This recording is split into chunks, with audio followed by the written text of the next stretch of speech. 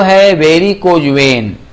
Varicose vein ये क्या होता है दोस्तों? आप लोगों ने देखा होगा, जो व्यक्ति ज्यादा देर तक एक ही जगह पर खड़े रहते हैं या खड़े होकर के काम करने वाला जो लोग ड्यूटी करते हैं, या जो व्यक्ति ज्यादातर चलने का काम करते हैं, बैठते कम है, खड़े ज्यादा रहते हैं, चलते ज्यादा है। खड़े रहना और चलना यही ज्यादातर वर्क होता है लोगों का।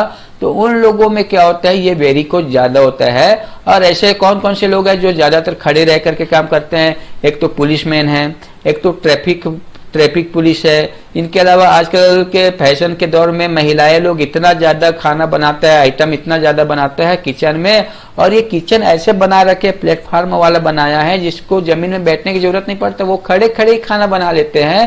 तो जब खाना बनाते हैं तो खाना बनाते वो 1 घंटा, 1.5 घंटा, 2 घंटा, 3 घंटा कंटिन्यू खड़े हो जाते हैं। तो ऐसे कंडीशन में लेडीजों को भी ये प्रॉब्लम आ जाते हैं। अब ये वेरिकोज क्या है? तो सबसे पहली बात समझना कि वेरिकोज यानी फूलना यानी फैलना। ठीक है, वेरिकोज का मतलब होता है फूल जाना या फैल जाना। वेंस का मतलब अशुद्ध रक्त ले जाने वाले जो वेसल्स होता है, जिसे वेंस कहते हैं। अब जिस वेसल्स में इनप्योर ब्लड सर्कुलेट होता है, तो इनप्योर ब्लड वाले जो वेंस होता है ना, उसमें वाल्व होता है। इस प्रकार के वाल्व जो डायग्राम में आपको दिख रहा होगा, ये जो वाल्व होता है ना, ये वेंस का वाल्व होता है। और ये वाल्व होता है वो क्या होता है, कपाट के जैसे काम करता है। कपाट यानी दरवाजे के जैसा। आप लोगों के घर में जो दरवाजा होता है ना, तो वो वन साइड खुलता है, वो दूसरे साइड नहीं खुलता। ठीक है, दीवार के वन साइड ही खुलेगा, दीवार के दूसरे पार नहीं जाता। ठीक है, तो ऐसे ही वो हमारे शरीर में जो वेंस होता है ना, वेंस में वाल्व होता है। और ये वाल्व का मुख्य काम क्या होता है, जो हमारे वेंस में जो ब्लड होता है वो अपने टारगेट जगह से हार्ट की तरफ जाता है। ठीक है, हार्ट की तरफ इनप्योर ब्लड को ले जाने के काम करता है।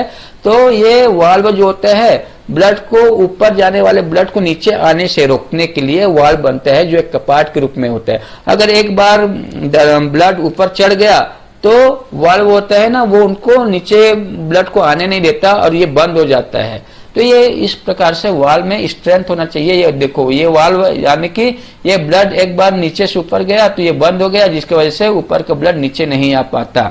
ठीक है, और ये दूसरा जो प्रकार के जो वाल्व है वो कमजोर हो जाता है, जिसमें ये जो ऊपर के जो ब्लड है नीचे आ जाते हैं वाल्व के खुलने के वजह से। ठीक है, तो वाल्व के खुलने की वजह से क्या हो जाता है, ये वाल्व कमजोर हो जाते हैं ब्लड में एसिड बनने की वजह से, और ऊपर का ब्लड नीचे आ जाने के कारण यहाँ पर जो वाल्व कमजोर है उनके नीचे वाले वाल्व में वो इकट्ठा हो जाता है ब्लड, और ब्लड के इकट्ठा हो जाने की वजह से वहां के वेसल फूल जाता है, फैल जाता है, जिसे ही वेरिकोज के नाम से जानते हैं। तो आप देख सकते हो कि रोगियों में वो कहाँ होता है, ज्यादातर जांघों में होता है, घुटने के पीछे में होता है, पिंडलियों में होता है, और पैर के तलवे या टखने के आसपास होता है। जैसे कि आपको ये डायग्राम में दिख रहा होगा, ये जैसे ये काला काला उभरा हुआ जो नसें है ना, वो जिसे ही वेरिकोज के नाम से जानते हैं। देखो पिंडली में ये जो नसें है वो कैसे टेढ़ा मेढ़ा फूला हुआ दिखाई दे रहे हैं। तो ये टेढ़ा मेढ़ा फूला हुआ जो नसें है उसी को ही वो जो जिसमें उभार होता है, जो त्वचा से उभरा हुआ दिखाई देता है, तो उसी को वेरिकोज कहते हैं। जो वेंस के वाल्व में कमजोरी के कारण ऊपर जाने वाला ब्लड नीचे वाले वाल्व में इकट्ठा हो जाने की वजह से होता है। तो ये ज्यादातर किनको होता है, पुलिस वालों को, चौकीदार को, ट्रैफिक पुलिस को, या जो घरों में ज्यादा देर तक किचन में काम करने वाले लेडीज है, या जो लोग ज्यादातर खड़े रह करके काम करते हैं, चाहे कोई भी व्यक्ति हो, या जो लोग ज्यादातर पैदल सफर करते हैं, तो ऐसे लोगों में वेरिकोज होने के चांसेस बढ़ जाते हैं। ब्लड में एसिड बनने के कारण ब्लड वेसल तथा मांसपेशियां कमजोर होकर के लूज हो जाते हैं, जिसमें ब्लड सप्लाई ठीक से नहीं होने से वेंस में जो वाल्व होते हैं वे लूज यानी ढीला पड़ जाते हैं। आगे जाकर के यह जो प्रॉब्लम होता है डीप वेनस थ्रोम्बोसिस, डीवीटी जिसे बोलते हैं, डीवीटी का पूरा नाम डीप वेनस थ्रोम्बोसिस में बदल जाते हैं। वेरिकोज या तो सुपरफिशियल या डीप वेन्स के कारण ही भी हो सकते हैं। हाँ दोस्तों, जो वेरिकोज होते हैं उनके बहुत सारे कारण होते हैं। तो हमारे शरीर में जो वेनस होता है वो अलग अलग जगह अलग अलग प्रकार के है। एक तो डीप वेनस है, जो गहराई में जो हमारे शरीर के आंतरिक भागों में जो पाए जाने वाले वेन्स है वो डीप वेन्स होते हैं, जिसे डीप वेन्स के नाम से जानते हैं। अगर उसमें ब्लड का थक्का जम जाता है इस वेंस में, इस वाल्व में कहीं पर भी थक्का जम जाते हैं तो थक्का के जमने की वजह से जो ब्लड आगे जाना चाहिए वो आगे नहीं जा पाता और ब्लड यहीं पर रुक करके वेसल्स को डायलेट कर देते हैं, फुला देते हैं, फैला देते हैं, जिसकी वजह से वहां का वेन्स फूल जाते हैं जो वेरिकोज के रूप ले लेते हैं। तो डीप वेनस थ्रोम्बोसिस की वजह से भी वेरिकोज हो जाते हैं, ये आप लोग ध्यान देना।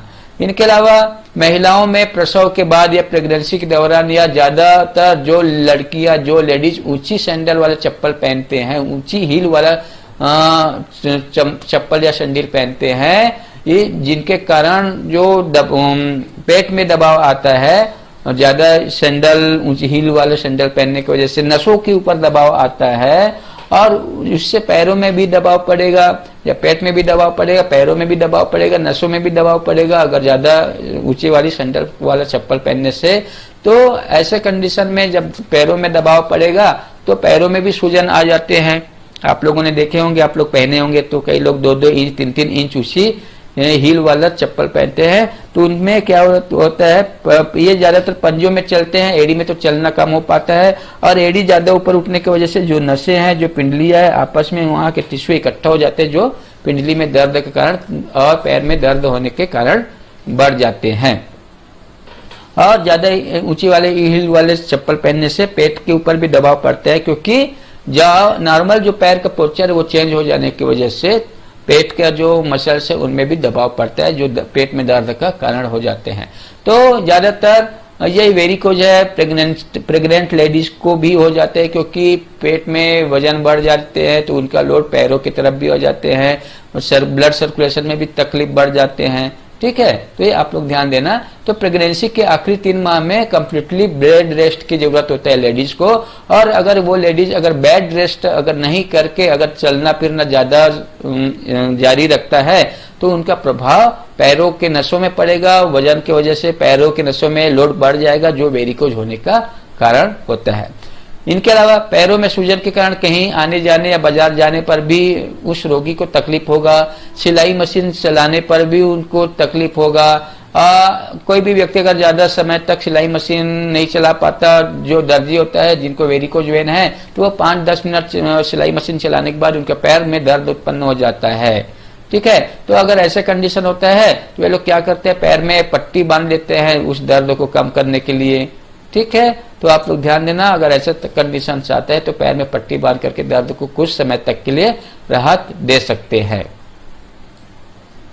इनके अलावा खड़े होने पर दर्द हो, ये दिख रहा है, ये जो कभी घुटने के पीछे जो नसे जो फूला हुआ है ना, ये इसी फूले हुए नसे को ही वेरिकोज कहा जाता है जो वाल्व में कमजोरी की वजह से आता है।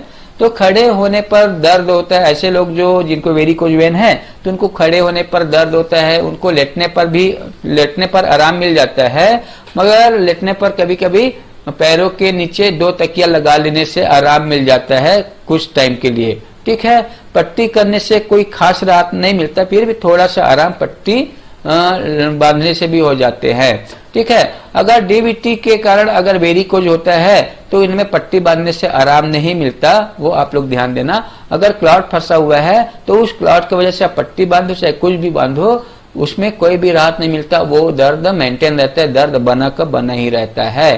तो आप लोग ये ध्यान देना।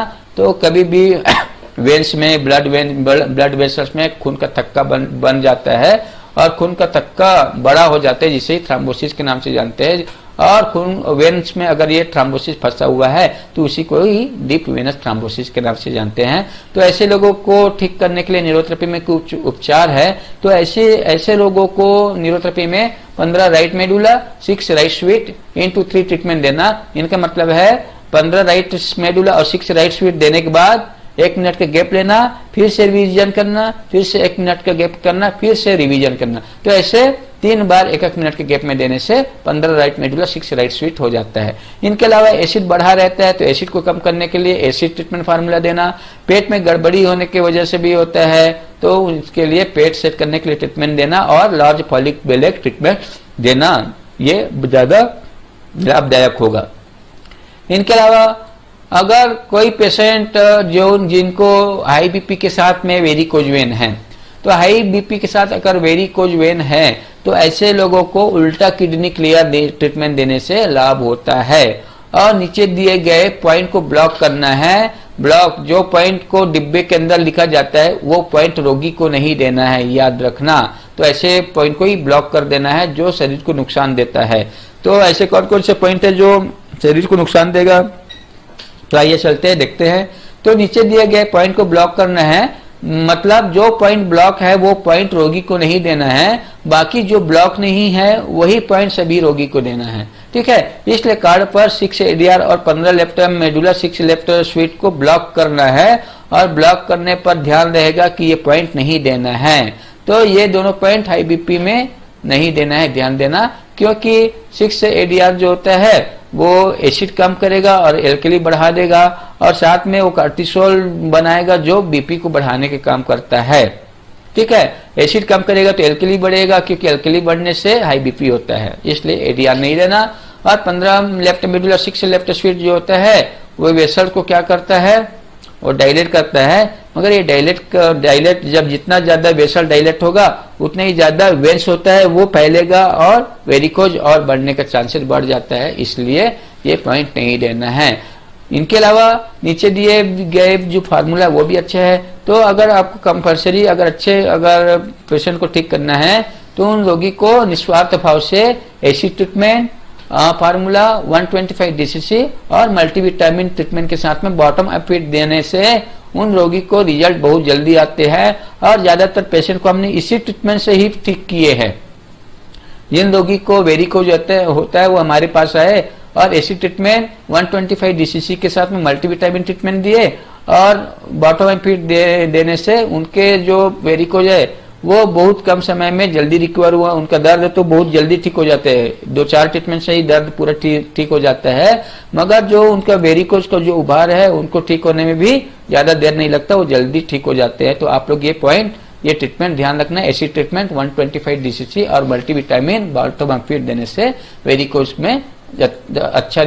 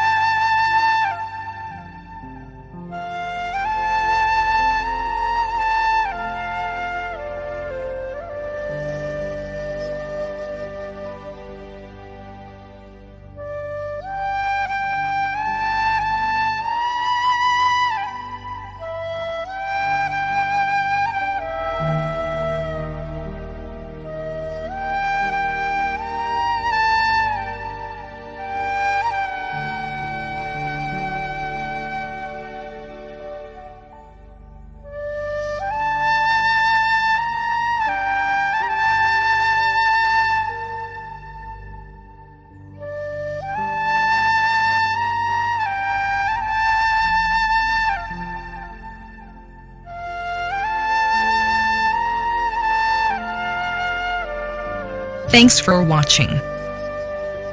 Please like and share this video. And don't forget to subscribe.